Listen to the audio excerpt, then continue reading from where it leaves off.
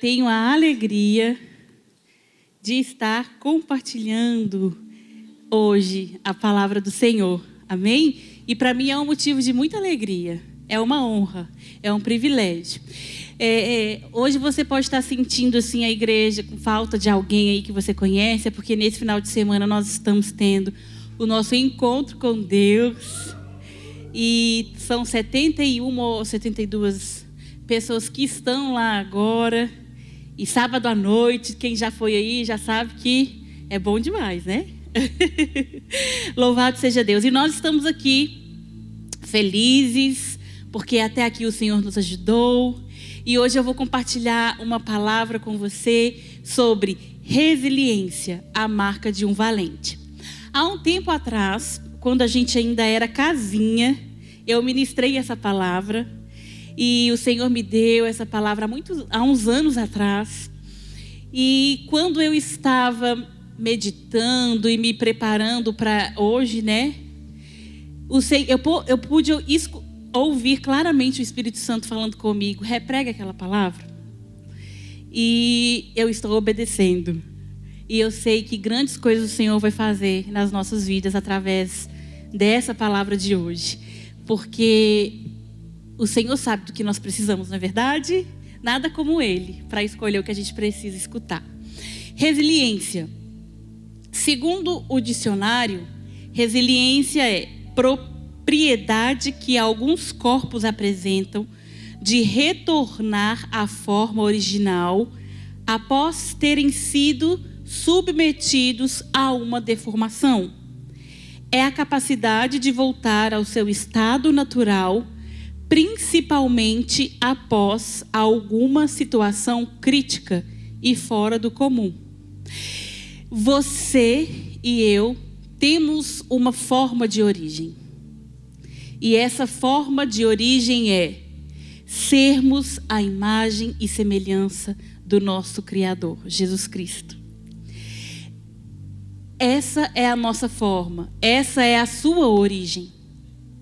Tudo que vem contrário disso é mentira. Você é assim, a sua forma, a sua origem é essa.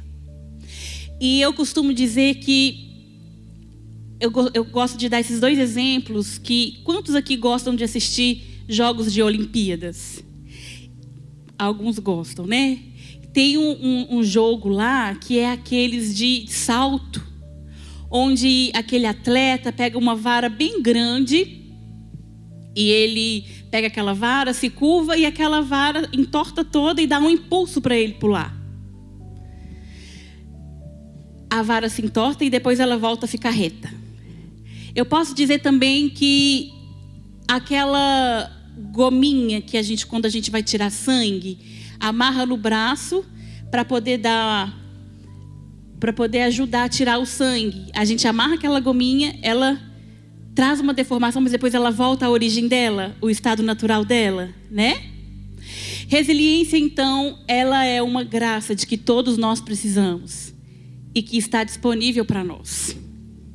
Nós vivemos em um mundo onde existem tantas surpresas.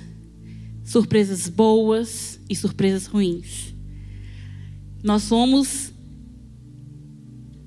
surpreendidos com alguma delas no decorrer da nossa vida, né? E essas surpresas, elas nos afetam de alguma forma. Essas surpresas, essas circunstâncias, elas tentam trazer deformidade no nosso caráter, naquilo que Deus nos criou para ser.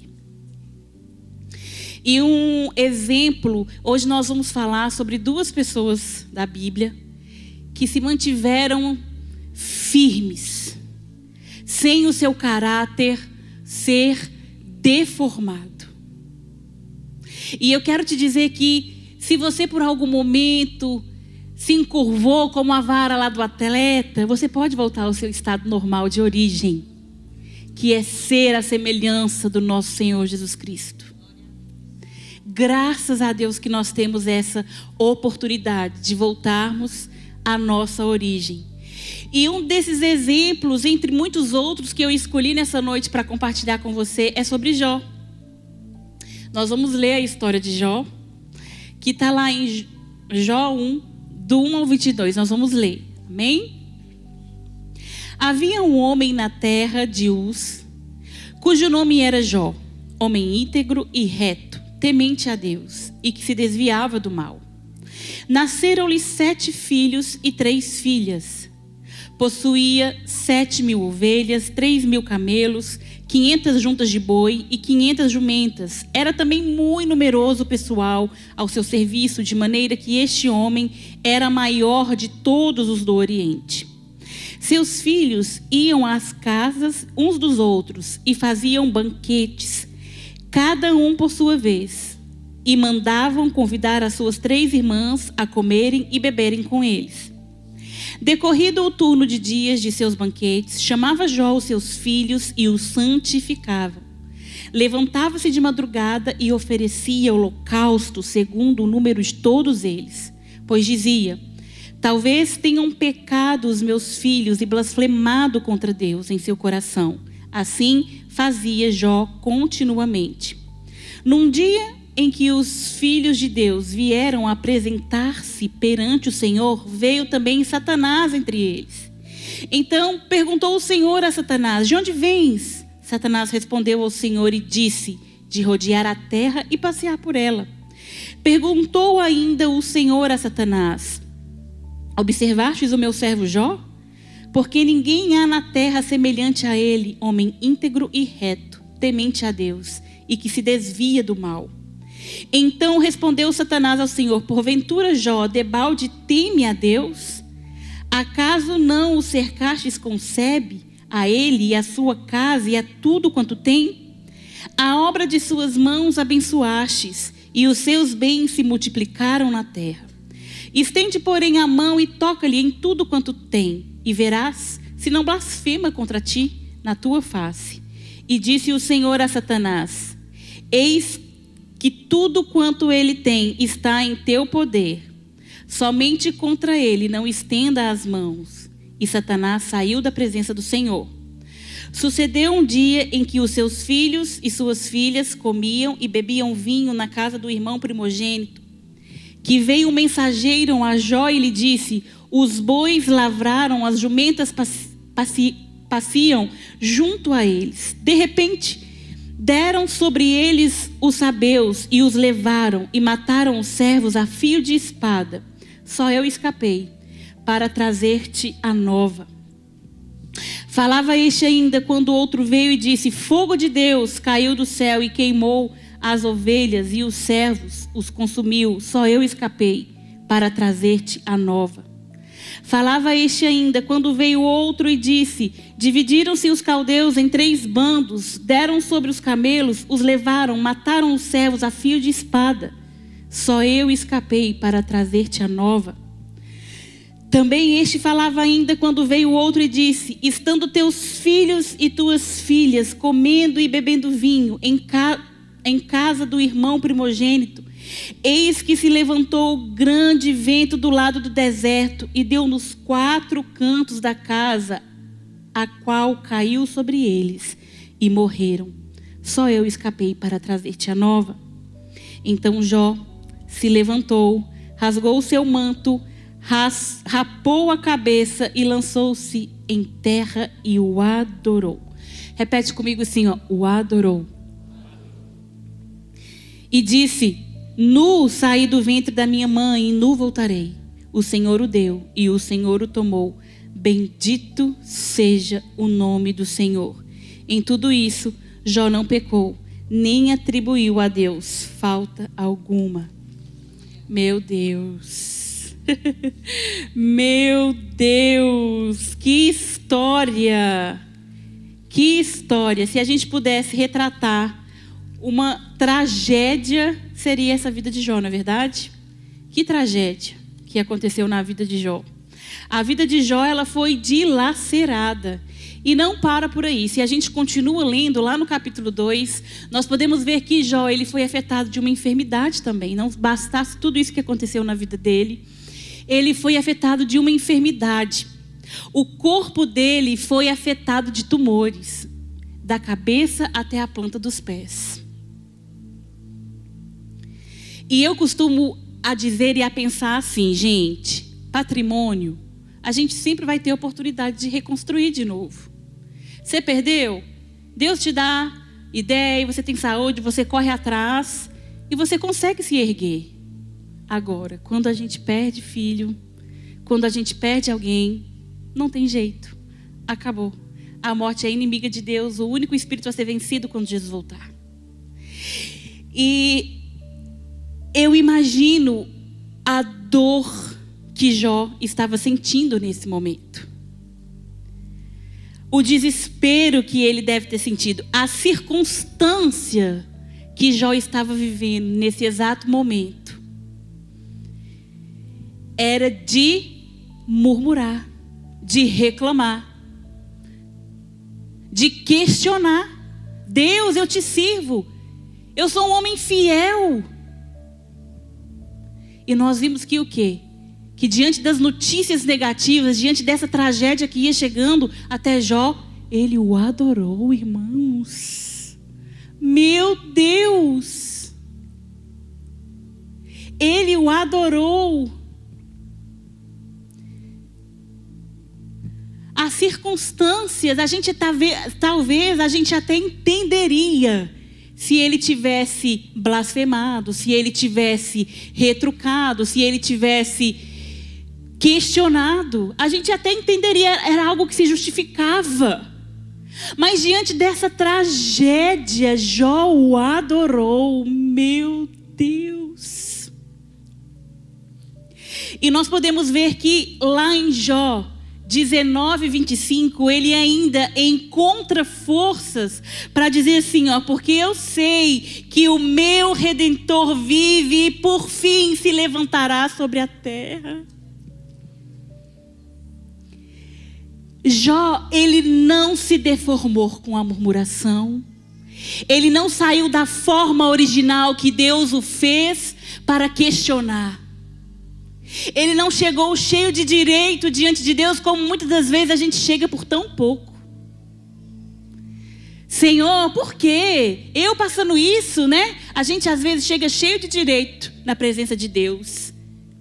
E o meu direito e o seu direito era morrer na cruz. Ele foi lá e morreu por nós. Então Jó, diante dessa tragédia, o caráter de Jó se mantém íntegro. O seu coração ali íntegro, ele não se deforma com a situação que ele está vivendo. E nós podemos continuar lendo a história de Jó e nós vemos que lá no finalzinho, a restituição de Deus veio sobre a vida de Jó. Ele foi restituído. Talvez se ele tivesse se deformado com murmuração, com questionamento, eu acredito que essa restituição de Deus não viria sobre a vida dele. Mas ele se manteve fiel. Fidelidade é uma marca de origem sua, por direito. O nosso Deus é fiel.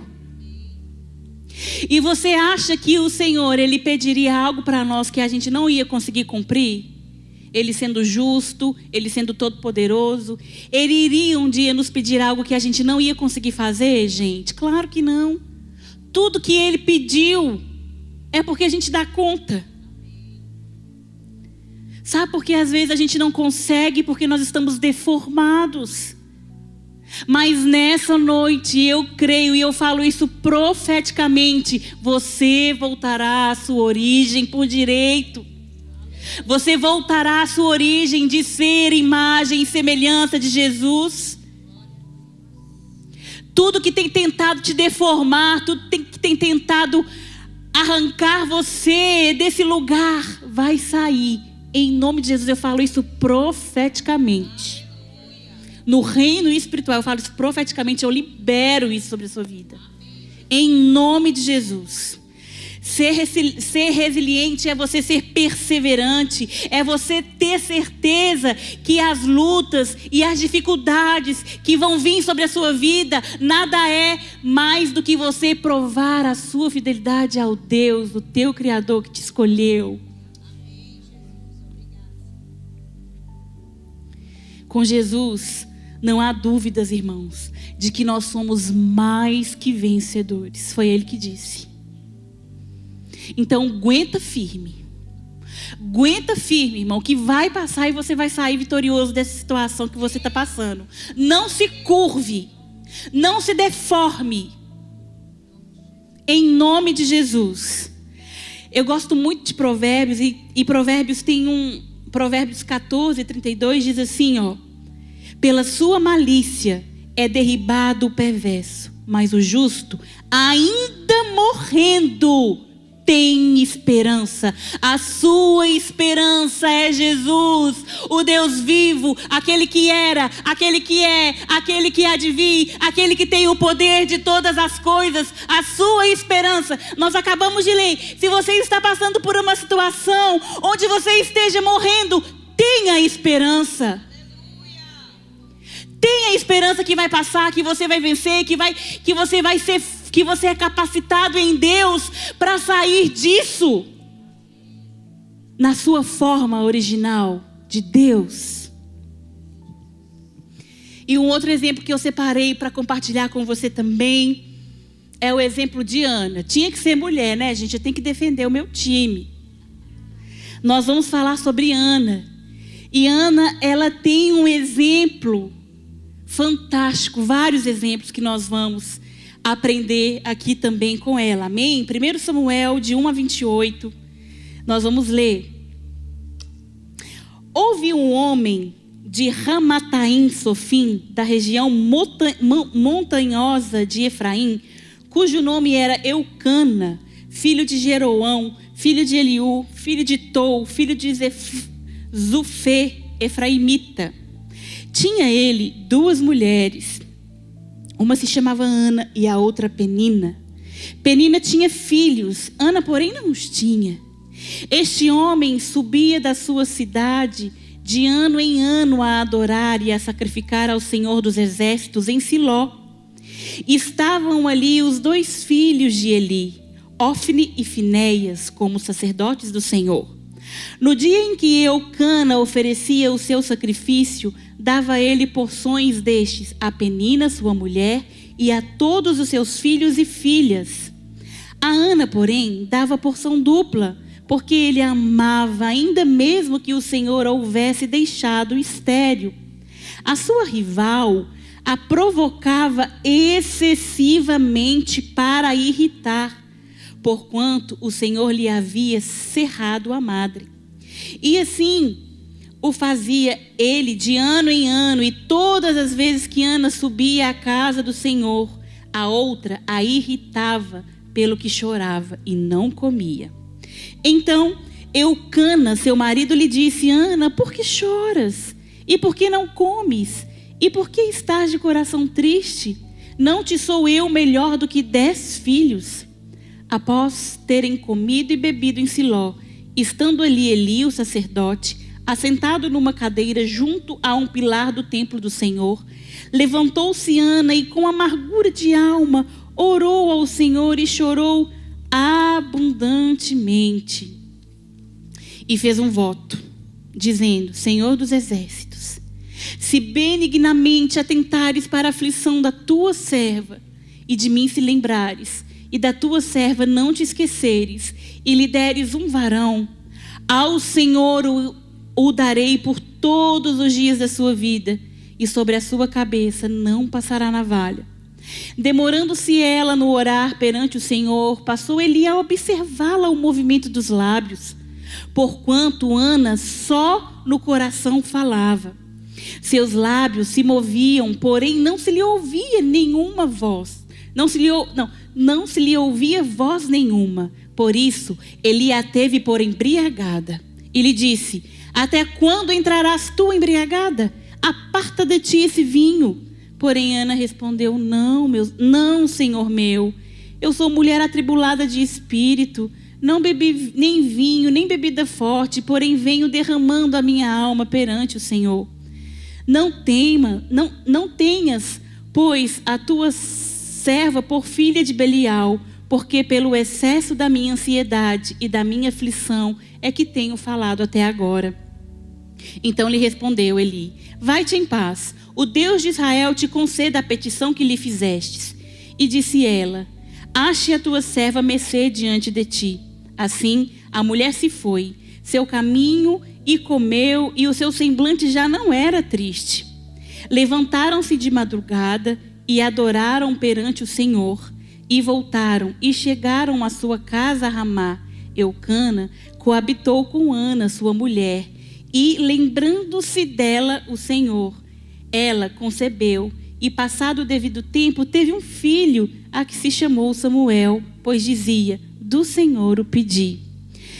Subiu Eucana, seu marido, com toda a sua casa, a oferecer ao Senhor o sacrifício anual e a cumprir o seu voto. Ana, porém, não subiu e disse a seu marido: quando for o menino desmamado, levá-lo-ei para ser apresentado perante o Senhor e para lá ficar para sempre. Respondeu-lhe Eucana, seu marido: faze o que melhor te agrade. Fica até que o desmames. Tão somente confirme o Senhor a sua palavra. Assim ficou a mulher e criou o filho ao peito até que o desmamou. Havendo desmamado, levou consigo com um novilho de 3 anos, uma efa de farinha, um odre de vinho, e o apresentou à casa do Senhor a Siló. Era o menino ainda muito criança. Repete comigo assim, muito criança. Imolaram o novilho e trouxeram o menino a Eli. E disse ela: meu Senhor, tão certo como vives, eu sou aquela mulher que aqui esteve contigo, orando ao Senhor. Por esse menino eu orava, e o Senhor me concedeu a petição que eu lhe fizera. Pelo que também o trago como devolvido ao Senhor, por todos os dias que viver, pois do Senhor o pedi. E eles adoraram ali ao Senhor. Que história! Eu fiquei com sede.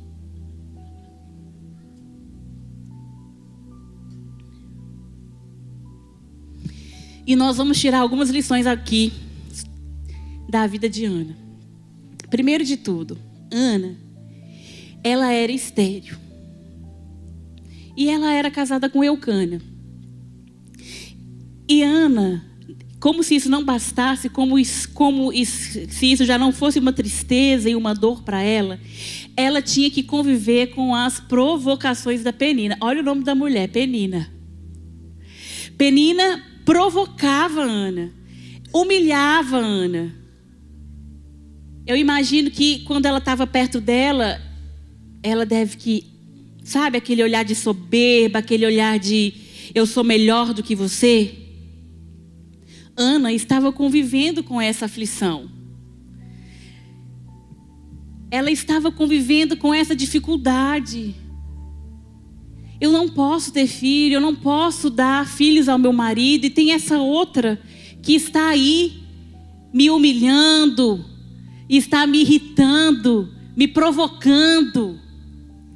E tão interessante que em nenhum momento da história nós vimos Ana revidar. Porque talvez fosse alguma de nós aqui, né? A gente queria descontar, né? Penina, ele me dá a maior parte, ele me ama mais do que você. Porque é isso que o mundo nos ensina. A gente foi criado muitas das vezes a não levar desaforo para casa. Não leva desaforo para casa não, resolve na rua. Não leva desaforo para casa. Uma coisa que eu me lembro assim, gente, muito forte, é que quando eu era criança, pequenininha, eu sempre escutei assim dos meus pais: olha, você tem que se defender, se te bater na escola, você bate também. Se o menino vier te dar um soco, você dá outro. Assim, ensinamentos que, se a gente for ver assim a intenção, é uma intenção boa, né? Mas ensinamentos que deformam a nossa origem, que deformam aquilo do que Deus nos criou para ser. Os conselhos da Bíblia, os conselhos de Deus, eles são totalmente contrários ao do mundo. O que a Bíblia diz? Se te baterem numa face, você dá um murro, um soco, é isso que a Bíblia diz? Dá o quê? A outra face. Então, no contexto dessa situação aqui, que é uma situação difícil, em nenhum momento Ana discute ou se coloca na mesma posição, ela se iguala a Penina. Ela se mantém com o seu caráter de origem. Sabe? Eu não vou descontar. O meu valor não está nisso. O meu valor é outro. Sabe, irmãos? Então nós precisamos resgatar em nós, no nosso caráter, na nossa origem, a humildade, a não retrucar, a não querer exercer justiça pelas nossas mãos. O caminho que Jesus trilhou nessa terra foi um caminho de humilhação o tempo inteiro. Nós precisamos resgatar a humildade nos nossos corações no dia a dia. A Bíblia diz que Deus resiste a quem, irmãos? Ao soberbo. E Ele dá graça a quem, irmãos? Você sabe que a soberba é igual ao mau hálito. Todo mundo sabe quem tem mau hálito, mas a própria pessoa que fala não sabe que tem mau hálito. Precisa de um amigo sincero, às vezes, para poder falar lá, você está com mau hálito. A soberba, ela é assim. Então nós precisamos resgatar a humildade nos nossos corações. Aguentar a humilhação não é fácil. Mas nós precisamos resgatar essa origem que nós temos, que foi dado por nós, por direito, por herança. E como não se bastasse Ana ser estéril, aguentar as humilhações de Penina, ela estava angustiada. E ela então decide o quê? Eu vou orar. Eu vou orar. Eu estou angustiada, eu preciso de orar, eu preciso falar com o Senhor. E isso aqui, irmãos, nos mostra muita coisa. Quantas das vezes nós estamos angustiados, tristes, aflitos e não vamos buscar socorro no lugar certo. A gente fica igual barata tonta andando assim, em círculo. Vai para um, vai para outro, não quer conversar com... Mas não vai para a presença daquele que pode resolver. Precisamos sempre buscar em Deus a solução dos nossos problemas. E Deus abraçará a sua causa e lutará com você. Ana foi uma mulher de propósito. Ela estava passando por um problema, mas ela decidiu assim, eu estou passando por uma situação onde eu não posso ter filhos, onde eu estou sendo humilhada, mas eu vou buscar socorro em Deus. Eu quero te falar uma coisa. O Senhor te fez. Escuta bem, se você não lembrar de mais nada que eu falar, você vai lembrar só dessa frase. Deus te fez para reinar diante de todos os problemas. Aleluia. Deus não te fez para se tornar vítima. Deus te fez para reinar. Você é mais que vencedor em Cristo Jesus, o seu Senhor, o seu Salvador, o teu Criador. Não seja deformado por as circunstâncias. Não deixe as circunstâncias trazerem em você fugas. Está acontecendo isso comigo, eu vou procurar o pastor. Nada contra, você pode procurar. Pode procurar o pastor, pode procurar o seu líder, mas deixa eu te falar, ninguém tem o poder de trazer solução para a sua vida a não ser Ele. É Ele quem faz. É Ele quem cura, é Ele quem liberta, é Ele que traz alívio, é Ele que traz a provisão. Amém, glória a Deus, sim. O seu refúgio está nele. E Ana entendia isso. E ela então decide ir a orar. E a Bíblia diz que Ana, ela entra na igreja lá, estou usando as minhas palavras, trazendo para os tempos de hoje. Ela entra lá e fica lá quietinha, onde ela orava somente no coração e mexia a boca. Vamos ler. Gente, presta atenção, eu quero que você preste atenção nisso. Mara, vem ser minha voluntária. Fica aqui quietinha. Vamos dizer que a Mara é a Ana, tá? E ela está aqui orando no coração e só a boca dela mexe. O sacerdote Eli começa a observar a Ana, que naquela época podia ser o pastor, o sacerdote, nos dias de hoje, vamos dizer que era o pastor, tá? Meu Deus, a Ana aqui orando uma hora dessa. Deixa eu olhar direito. Não sai um som da boca dela, ela só está mexendo a boca. Ana, como é que você está bêbada, embriagada uma hora dessa, Ana?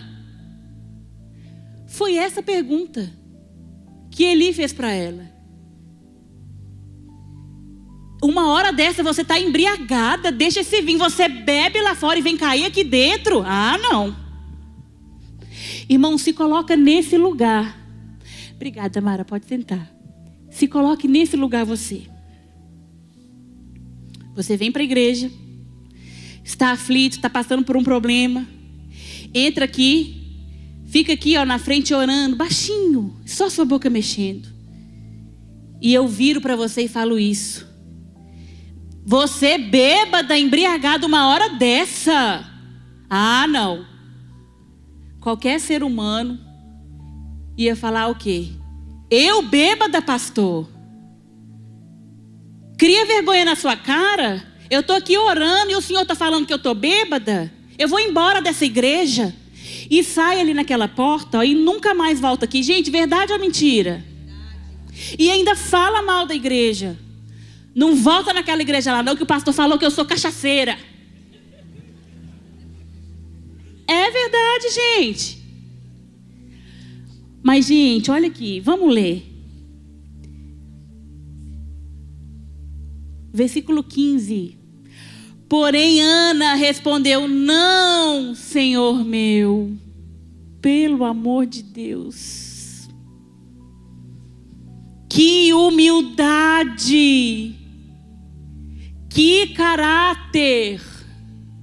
Não, Senhor meu, eu sou uma mulher atribulada de espírito, não bebi nem vinho, nem bebida forte, porém venho derramando a minha alma perante o Senhor.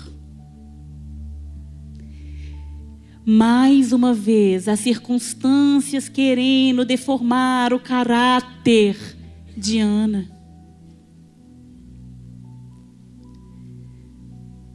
Ana se manteve firme em todo o tempo. E muitas das vezes com justificativas para falar mal. Como a gente falou antes, né? Para questionar.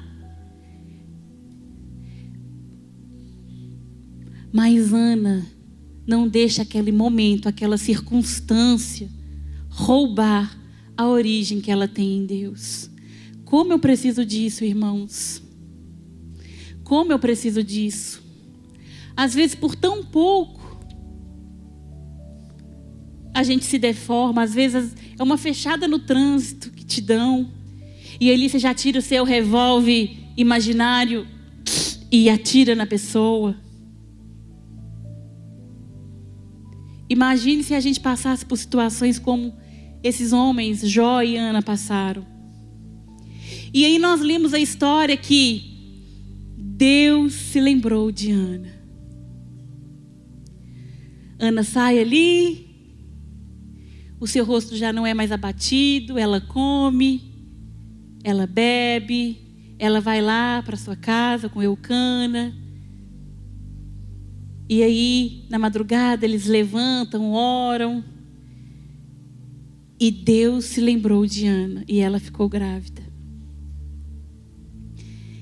O menino que ela tinha pedido a Deus. Senhor, o voto que ela fez. Senhor, se me deres um filho, eu te entregarei de volta. E quantas e quantas e quantas vezes nós fazemos votos com Deus. Ah, Senhor, eu estou estudando para me passar naquele concurso. Senhor, e eu faço um voto com o Senhor. Se eu passar, o meu primeiro salário eu vou dar de oferta. Eu vou ofertar. A gente passa no concurso. A gente recebe o nosso primeiro salário. e não ofertamos. Ah, Senhor, o Senhor sabe, né? É tanta conta, é tantas coisas que eu tenho que pagar. O Senhor entende, né, Deus? Ele entende mesmo. Ele perdoa mesmo. Mas eu quero te falar que a sua origem é de fidelidade. Ou talvez a gente chega para Deus, né, Pai, em nome de Jesus, eu estou tão cansada de andar a pé, Senhor, e eu estou pagando esse consórcio há tantos anos. Senhor, faça com que eu seja contemplado, que eles me sorteiem lá. E eu prometo, Senhor, eu faço um voto com o Senhor, de que quando eu for para a igreja e na volta eu vou dar carona para todos os irmãos que morarem perto de mim. A gente faz o voto, é contemplado, o carro chega.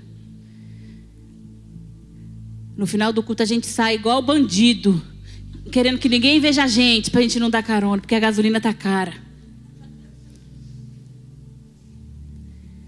Deus te perdoa? Perdoa. Mas a infidelidade não faz parte de você. Isso é uma deformidade que vai ser tirada da sua vida. Mas até agora aqui eu estou falando de coisas naturais, eu estou falando de coisas materiais.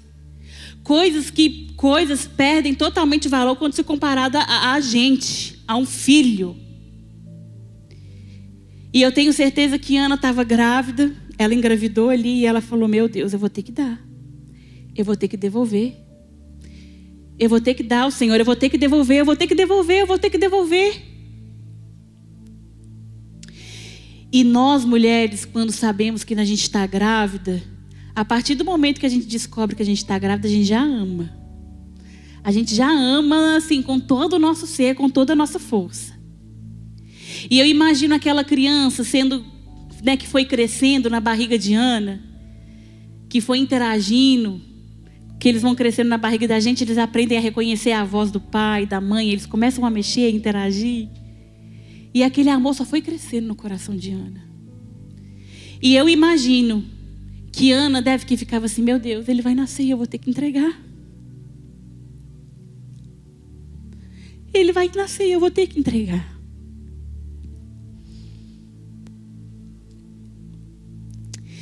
E aí, Samuel nasceu. O pedido dela nasceu. E aí chegou o momento de Eucana subir, né? Para fazer o sacrifício e até ao sacerdote Eli. E Ana faz um pedido a Eucana. Eucana, quando ele for desmamado, eu vou levá-lo e vou entregá-lo ao Senhor. Gente, de verdade, se eu fosse Ana, o meu filho ia ter que mamar no mínimo até 15 anos de idade. Ia ter que mamar, ele querendo ou não. Ele ia ter que mamar. Ia ter que mamar. Mama, Arthur, mama, Arthur.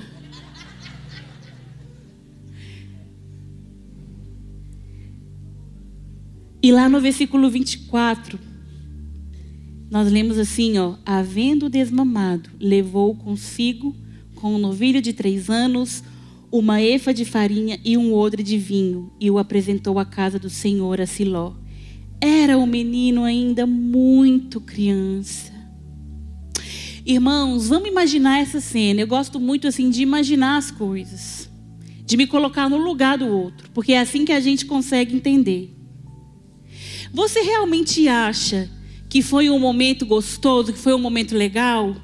Onde Ana chegou lá até Eli e entregou Samuel, deu um beijinho nele, fica em paz. O titio Eli aí vai cuidar de você? Com certeza não, irmãos. Foi um momento de dor. Um momento de agonia, onde Samuel talvez agarrou a roupa de Ana e falou, mamãe, você vai me deixar aqui mesmo, mamãe? E ela tendo que lidar com aquele momento de dor, talvez de arrependimento. Para que eu fiz esse voto? Naquele momento ali de angústia, de desespero, de arrependimento, eu não sei o que passou na cabeça dela. Mas Ana se mantém fiel diante do voto de entregar um filho que ela tanto sonhou e pediu a Deus.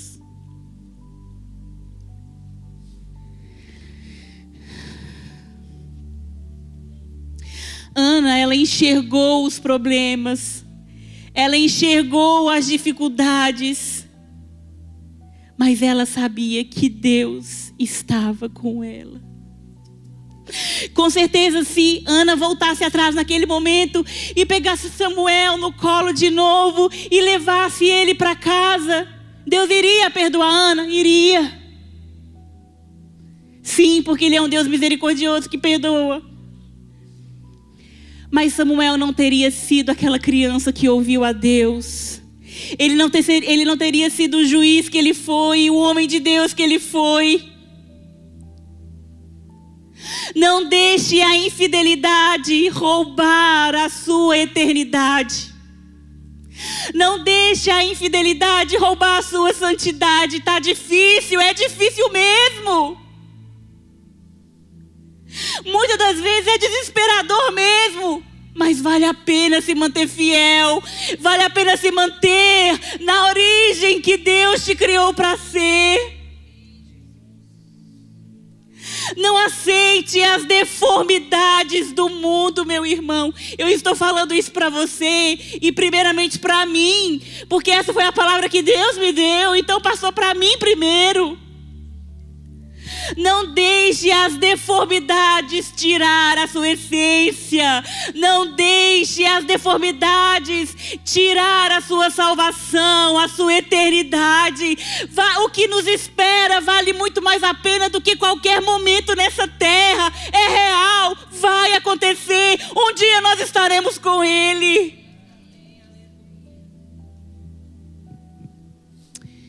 E a nossa esperança é que nesse dia hoje, o Senhor nos dá a oportunidade de voltarmos à origem de quem Ele nos criou para ser.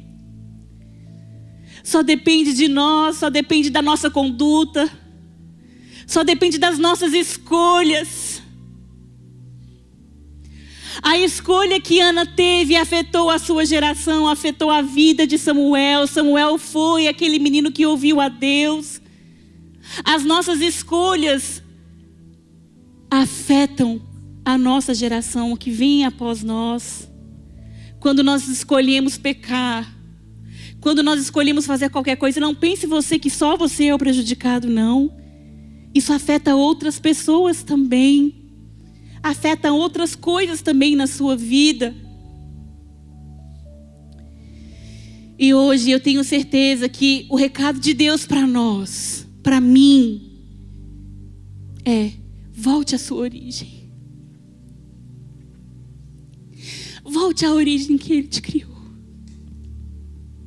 Não vale a pena. Nada vale a pena aqui. A nossa vida eterna está naquele que tem o poder de fazer tudo. E eu queria te convidar a ficar de pé agora.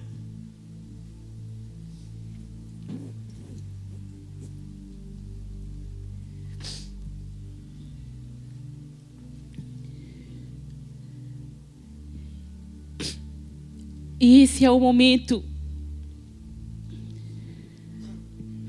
que nós vamos pedir a Yeshua que nos leve de volta para esse lugar. Não enxergue somente os problemas.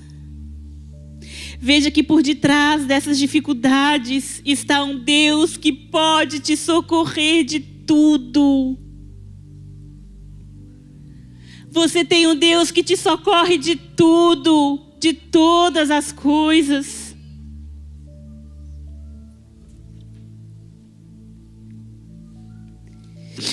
E nós vamos agora, como noiva, como igreja, pedir ao Senhor que nos leve de volta à nossa origem, a quem Ele nos criou para sermos.